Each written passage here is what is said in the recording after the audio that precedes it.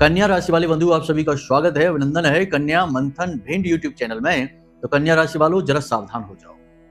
उल्टी गिनती शुरू हो चुकी है। अब आपका जीवन एक बहुत बड़े परिवर्तन के किनारे पर खड़ा है।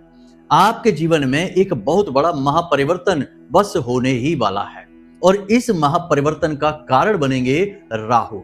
जी हाँ बंधुओं, बहुत ही जल्द राहु का राशि परिवर्तन पूरे 18 महीनों के बाद होने जा रहा है। राहु और केतु का यह राशि परिवर्तन आपके जीवन में कैसे प्रभाव लेकर आएगा, शुभ रहेगा अशुभ रहेगा। यदि यह अशुभ रहेगा तो इसके संकेत क्या हैं, और यदि यह शुभ रहेगा तो इसके संकेत क्या हैं। इसी के साथ साथ राहु का राशि परिवर्तन किसी के जीवन में शुभ और किसी के जीवन में अशुभ क्यों रहेगा, जबकि राशि तो एक ही है, तब भी राशि परिवर्तन में यह जो शुभ और अशुभ का प्रभाव है ऐसा क्यों है। तो आपकी कुंडली के अनुसार हम कुछ विशेष सूत्रों के आधार पर आपको बताएंगे कि आप कैसे जानेंगे कि राहु आपके लिए शुभ है या अशुभ है। बड़े ही सरल सूत्रों के आधार पर हम आपको समझा देंगे, आप आराम से यह बात जान जाएंगे। इसी के साथ साथ कुछ बहुत ही महत्वपूर्ण संकेत भी आपको हम बताएंगे। इन संकेतों के आधार पर भी आप जान जाएंगे कि आने वाला समय आपको ऊपर उठाएगा या और ज्यादा नीचे आपको गिरा देगा। जी हाँ बंधुओं, आज का यह जो कार्यक्रम है यह आपके जीवन के लिए बिल्कुल प्राण वायु के समान है, क्योंकि समय जो आने वाला है यह अपने अंदर कुछ छुपाकर बैठा है, कुछ अशुभ या फिर कुछ शुभ। आपको पूर्व अनुमान होना बेहद आवश्यक है। जो भी व्यक्ति आज इस कार्यक्रम को पूरा देखेगा वह निश्चित तौर पर आने वाले समय में बेहद सुखी होने वाला है, खुश रहने वाला है, दुखों से मुक्ति प्राप्त करने वाला है। और इसका ठोस कारण है हमारे पास, क्योंकि आप राहु को अपने अनुकूल बना लेंगे और राशि परिवर्तन करके राहु आपको माला माल बना देंगे। यदि आपकी कुंडली में राहु शुभ है तब तो आपकी चांदी ही चांदी है, और यदि अशुभ भी हैं तब भी इस कार्यक्रम के अंत में हम आपको कुछ ऐसे महाशक्तिशाली उपाय बताने वाले हैं जिन्हें आप करने से राहु आपके 100% अनुकूल हो जाएंगे। एक बात याद रखना कि राहु सहचर्य से फल देते हैं। राहु किस भाव में बैठे हैं, किस ग्रह के साथ बैठे हैं और किस तरफ अपनी दृष्टि डाल रहे हैं, इस पर ही यह निर्भर करता है कि राहु आपको शुभ फल देंगे या अशुभ फल देंगे। तो ऐसे में आप ये नहीं कह सकते कि एक ही राशि होने के बाद सबको अलग अलग फल कैसे राहु देंगे। कहने का मतलब यह है कि आज का यह जो कार्यक्रम है यह आपके आने वाले समय की पूरी भूमिका तय करने वाला है। समझदार को इशारा ही काफी होता है, बाकी जो भटक रहे हैं उन्हें भटकने दो।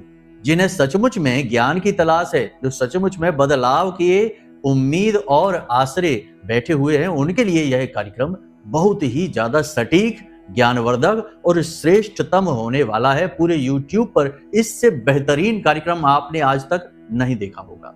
और एक बात याद रखना, जैसे हम हर बार कहते हैं कि जब कोई भी समाधान समय रहते प्राप्त हो जाता है तो उसका महत्व कई गुना बढ़ जाता है।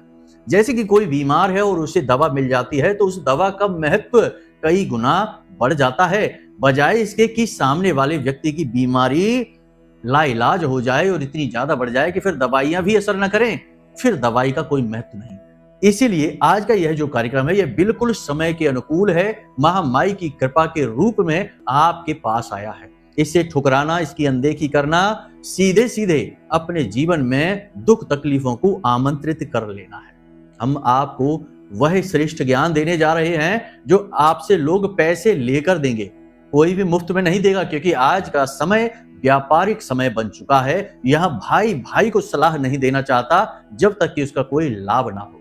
तो फिर कैसे लोग आपको यूं ही मुफ्त में श्रेष्ठतम ज्ञान देंगे, फालतू की बातें ही बताएंगे। लेकिन हमारा विषय अलग है। हम माई की सेवा करते हैं, उन्हीं से आस करते हैं, उन्हीं से उम्मीद लगाते हैं और उन्हीं के चरणों में पड़े रहते हैं। तो हम जो भी बातें आपको बताएंगे वो केवल और केवल माई के भाव और भक्ति के अनुरूप उन्हीं को समर्पित करते हुए बताएंगे। तो यह एक तरीके का ज्ञान का दान है जो हम आपको देने जा रहे हैं। तो हमारा भाव अलग है, हमारी कार्य करने की शैली अलग है। इसलिए आप यहाँ माई के धाम पर भरोसा कर सकते हैं, महामाई पर भरोसा कर सकते हैं। याद रखना कि यह जो कार्यक्रम है यह महामाई के धाम से ही प्रसारित हो रहा है आप लोगों के जीवन के उद्धार के लिए। तो चलिए बंधु, उम्मीद करते हैं कि आप हमारी बातों को समझ रहे हैं और अंत तक कार्यक्रम में जरूर ठहरना, क्योंकि हम आपको बताएंगे सटीक उपाय जो 100% राहु को 100% अनुकूल करने वाले हैं। राहु के व्यवहार को समझते हुए, यूं ही नहीं कि उठा के कोई भी आपको बता दी हमने रेमेडी, काम करे या ना करे नहीं पता, नहीं, ग्रह का उपाय ग्रह के स्वभाव को समझते हुए करवाया जाए तब वह कारगर होता है। जी हाँ, तो बस वही आपको हम बताएंगे, तो अंत तक जरूर ठहरे रहना, ठीक है। तो चलिए अब कार्यक्रम को शुरू करते हैं। महामाई का नाम लेते हुए, जयकारा लगाते हुए कमेंट बॉक्स में पूरे भक्ति भाव के साथ लिख डालिए, जय मां भद्रकाली कृपा करो। महामाई निश्चित तौर पर कृपा करेंगी, कर चुकी हैं, तभी यह कार्यक्रम आप तक पहुंचा है। और यदि भाव गहरा है महामाई के लिए तो कमेंट बॉक्स में लिख देना कि मैं भी माई के परिवार का हिस्सा हूं। बड़े सौभाग्य की बात है कि महामाई के परिवार का हिस्सा बनने का इतना सरल अवसर आपको प्राप्त हो रहा है, इसे जाने नहीं देना। तो चलिए बंधु, अब अपने मूल विषय को प्रारंभ करते हैं। प्यारे मित्रों, हमारे अत्यंत प्रिय और परम पूज्य अमिताचार्य जी के पास मां बगलामुखी और मां भद्रकाली की साधनाओं का वर्षों का अनुभव है और माता रानी की इनके ऊपर पूर्ण कृपा और सिद्धि है। आचार्य जी ने अपने सटीक कुंडली विश्लेषण और श्रेष्ठतम उपायों के माध्यम से हजारों लोगों के जीवन को खुशियों से भरा है। आचार्य जी का कुंडली विश्लेषण और उपाय करवाने का तरीका इतना अद्भुत है कि जीवन के हर एक दुख और कष्ट का कारण जड़ से ही समाप्त हो जाता है। फिर समस्या चाहे जैसी भी हो, कर्जा बहुत बढ़ गया हो, व्यापार चल नहीं रहा हो, बीमारियों में आप बर्बाद हो चुके हो, रिश्तों में प्रेम समाप्त हो चुका हो, या फिर नौकरी ही ना मिल रही हो, विवाह में देरी होती हो, कैसी भी समस्या हो, इन समस्याओं का कारण क्या है, कौन सी महादशा परेशान कर रही है, कौन सा दोष लगा हुआ है, सब कुछ आचार्य जी इतना सटीक बताते हैं कि वर्षों वर्ष के दुख कुछ ही दिनों में समाप्त हो जाते हैं। अगर आपके जीवन में भी कोई ऐसी संकट की घड़ी है तो यही सही समय है जब आप पूज्य आचार्य जी के हाथों से अपनी कुंडली का विश्लेषण करवाएं और वर्षों से चल रहे दुखों और संकटों के इस चक्र से बाहर निकल जाए। प्यारे मित्रों, अभी वीडियो में दिए गए नंबरों पर फोन करिए और अपनी कुंडली का श्रेष्ठतम आकलन करवा डालिए। जिंदगी बदलने का ये सबसे बड़ा मौका हाथ से मत जाने दीजिएगा। जय माई की, महामाई आपका कल्याण करे। जैसा कि आप सभी जानते ही हैं कि 18 मई को राहु और केतु राशि परिवर्तन करने वाले हैं। राशि परिवर्तन करके ये अपने स्वभाव में कुछ न कुछ भेद, कुछ न कुछ अंतर अवश्य करेंगे। एक चीज याद रखना, देखो जो हम बातें बताते हैं वे बातें आपको कोई बताएगा नहीं, क्योंकि इन बातों में राहतें हैं, इन बातों में सुविधाएं हैं, और कोई मुफ्त में किसी को सुविधा क्यों दे देगा। हमने जैसा कहा कि आज का युग बाजारीकरण का युग है, तो हर चीज का मूल्य तय है। तो आपको हम बता दें कि जब भी कोई ग्रह राशि परिवर्तन करता है और वह बड़ा ग्रह हो, शक्तिशाली ग्रह हो, तो कुछ दिनों के लिए वह अपने प्रभाव को शून्य कर देता है, बिल्कुल ही शांत कर देता है। जी हाँ, अब कैसे तय करें यह? तो शनि का राशि परिवर्तन हुआ तो लगभग 27 दिनों तक कोई भी खास प्रभाव दिखाई नहीं देगा। जैसे कि किसी की 7.5 हट गई तो 27 दिनों तक कोई राहत नहीं, जैसा है वैसा ही रहेगा। 27 दिनों के बाद इसका प्रभाव दिखेगा।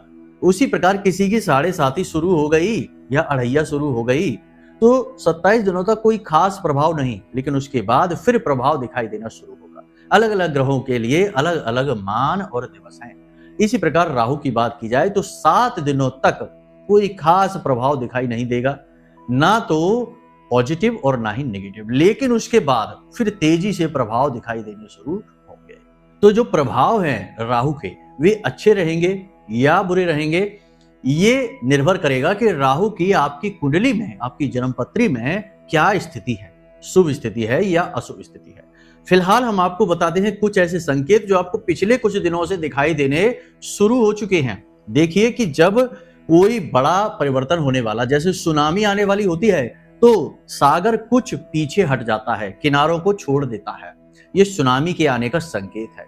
उसी प्रकार यदि बहुत तेज बड़ा तूफान आने वाला है तो कुछ समय पहले बहुत शांति छा जाती है।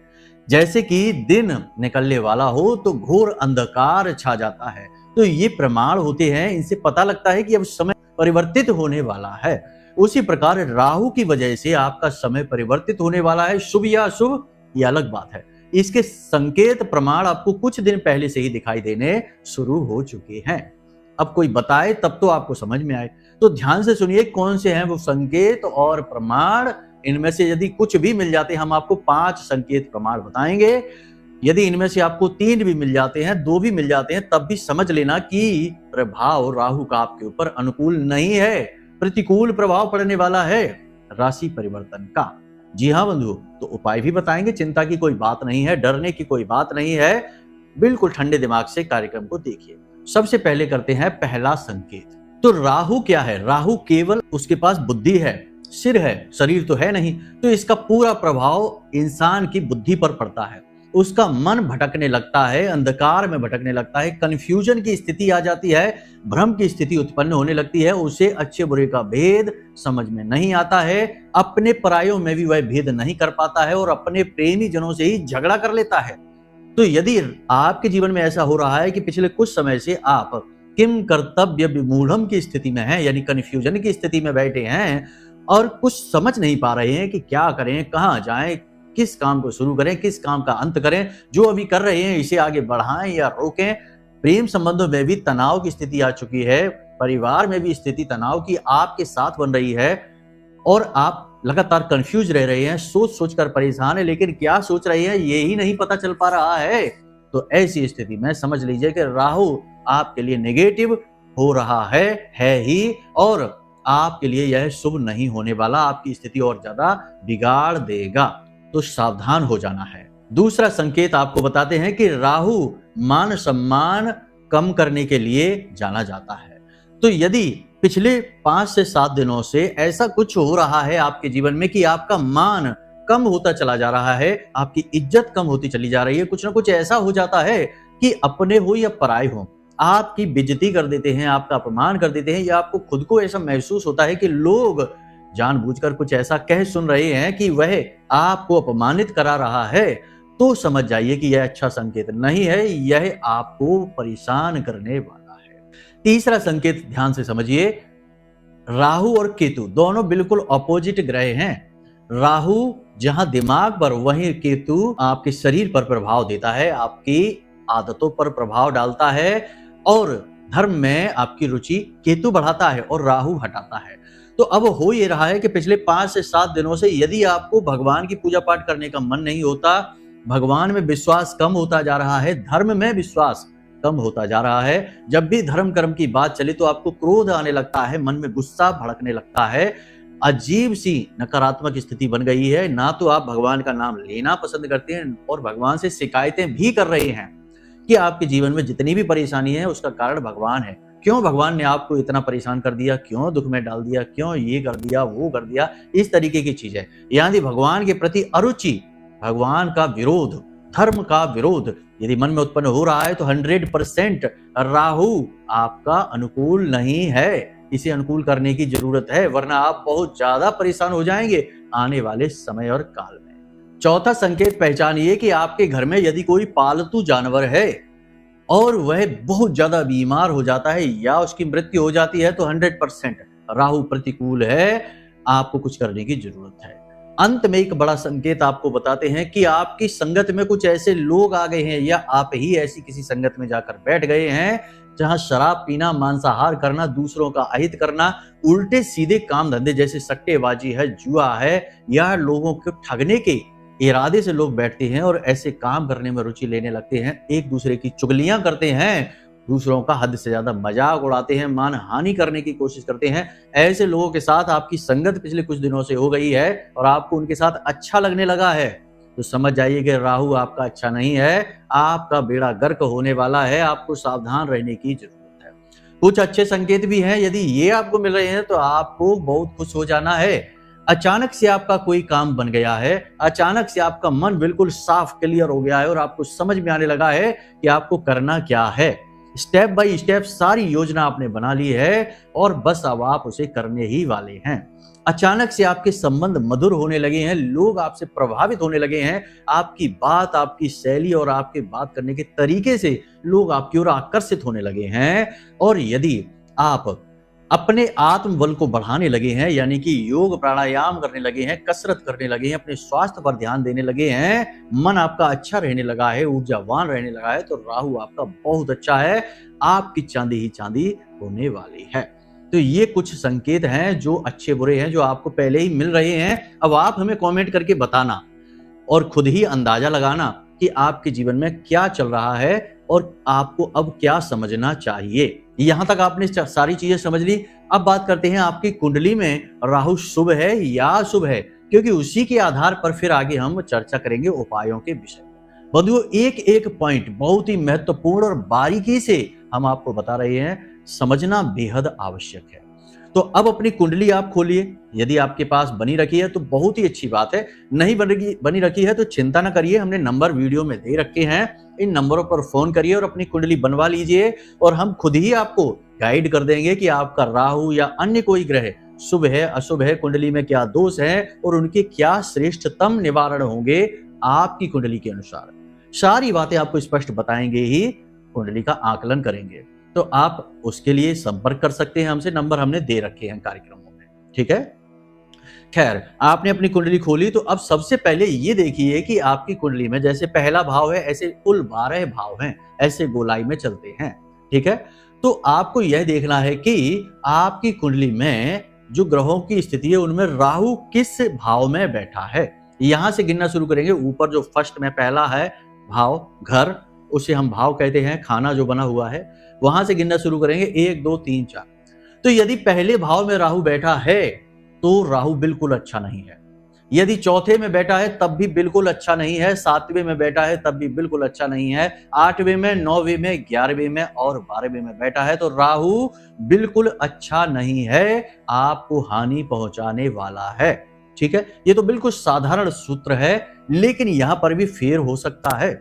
ये सबसे साधारण और बहुत ही मोटा सूत्र है, लेकिन ये सूत्र के अनुसार भी राहु अशुभ या शुभ हो सकता है। ये तो एक नजर में देखने वाली बात हो गई। अब दूसरा सूत्र देखिए, आपकी कुंडली में बुध और शुक्र कैसे बैठे हैं।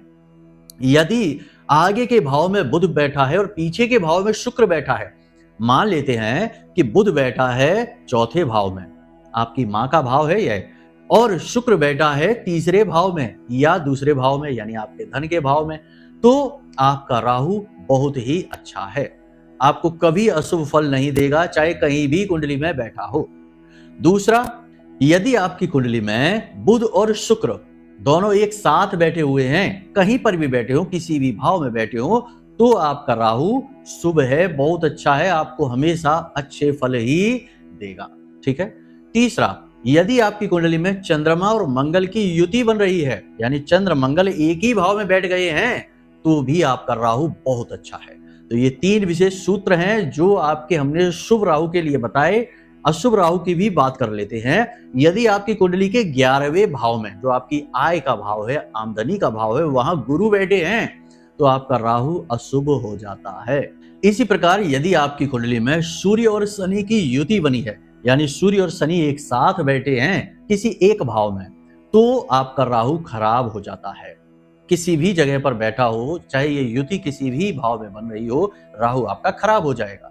इसी प्रकार कुंडली का 12वां भाव जो होता है, यानी अंतिम जो घर है, भाव है, वहां पर राहु यदि बैठ जाता है तो राहु खराब हो जाता है या नीच का हो जाता है, हालांकि यह राहु का ही भाव है।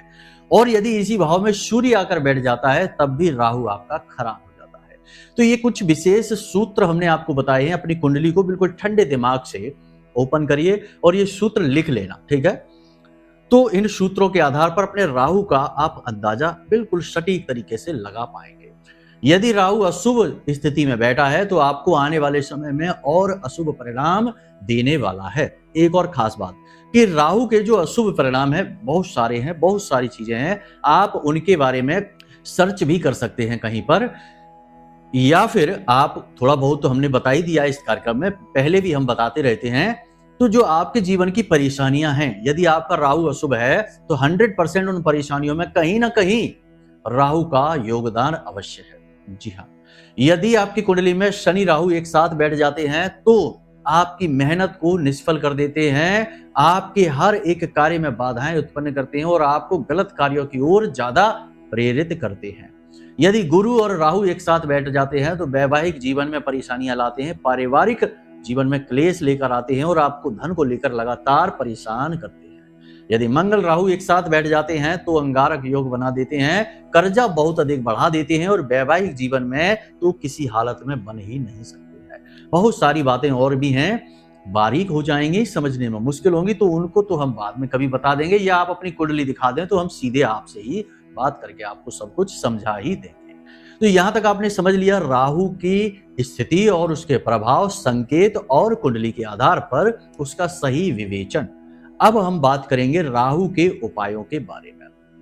देखो, राहु का उपाय करने से पहले राहु को समझना बहुत आवश्यक है।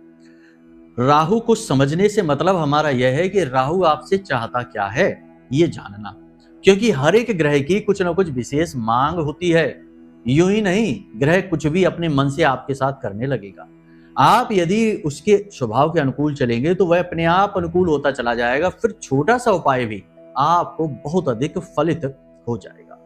तो राहु आपसे चाहता क्या है ये समझने की जरूरत है कि क्या चाहता है। देखो, राहु जो है ना बहुत ही शार्प है, बहुत ही तेज दिमाग का है, बहुत ही बुद्धिमान, इतना तेज कि इसने तो देवताओं को भी मूर्ख बना दिया और देवताओं की मंडली में जाकर बैठ गया, किसी को पता ही नहीं चला। सूर्य चंद्रमा को तो पता चल गया लेकिन और किसी को नहीं चला, तो इतना बुद्धिमान है। तो राहु क्या चाहता है? राहु चाहता है कि आप अपने मन को एकाग्र करके अपने लक्ष्य की ओर पूरी ताकत के साथ बढ़ें, यानी अपनी बुद्धिमानी का पूरा प्रयोग करें। अब आप यह कैसे करेंगे? तो देखिए, सबसे पहली चीज कि राहु के शुभ परिणाम प्राप्त करने के लिए चंद्रमा को भी शुभ करना बहुत जरूरी, क्योंकि चंद्रमा मन है और राहु का मन पर बहुत गहरा प्रभाव रहता है। सबसे पहली चीज राहु आपसे यह चाहता है कि आप अनुशासन में रहिए और सकारात्मक रहिए। अनुशासन में रहने का मतलब कि देर रात तक यदि मोबाइल चलाते रहेंगे, रील्स देखते रहेंगे, राहु खराब हो जाएगा। सोशल मीडिया पर ज्यादा समय बिताएंगे, राहु खराब हो जाएगा। गप्पे हाँकेंगे, किसी के साथ किसी की बुराई चुगलियां करेंगे, दूसरे का मजाक ज्यादा उड़ाएंगे, आपका राहु अनुकूल नहीं रहेगा। तो राहु चाहता है कि आप फालतू समय बर्बाद ना करें, समय की कीमत समझें, अपने समय को पूरी तरह से प्रयोग करें, एक एक बूंद उसकी निचोड़ लें, फिर आराम करें, समय से सोएं, समय से जागें, अपने काम पर पूरा ध्यान दें। यही तो राहु चाहता है। साथ ही साथ आप योग, प्राणायाम, आध्यात्म में भी रुचि अपनी जगाएं। आपको कुछ समय तक ध्यान करना, मेडिटेशन करना बहुत अनिवार्य है। जो भी व्यक्ति ध्यान, मेडिटेशन करता है उसकी बुद्धि एकाग्र हो जाती है, मन शांत हो जाता है और वह अच्छे और बुरे का भेद समझ जाता है और फिर राहु उससे दिन दूना रात चौगुना तरक्की दिलवाता है। तो ये सारी चीजें हैं। दूसरा कि आपको नकारात्मक चीजों से, यानी जुआ, शराब, सट्टेबाजी, मांसाहार और गलत लोगों से, जो हमेशा रोते रहते हैं, अपना दुखड़ा रोते रहते हैं, ऐसे लोगों से दूर रहना है।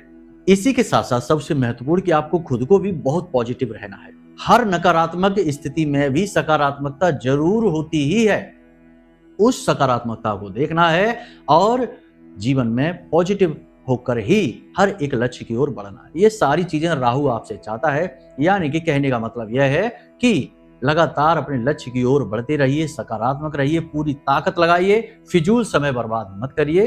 राहु आपसे बस यही चाहते हैं और आपको बहुत ज्यादा तरक्की देंगे राहु। ठीक है, तो ये सारी चीजें आपने समझ ली। अब राहु के उपाय की बात करते हैं। सबसे बढ़िया उपाय राहु का है कि आप एक मच्छमड़ी तलाश लीजिए, बाजार में मिल जाएगी, कहीं पर भी तलाश लीजिए। मच्छमड़ी को सोमवार के दिन अपने गले में नीले धागे में डालकर पहन लीजिए।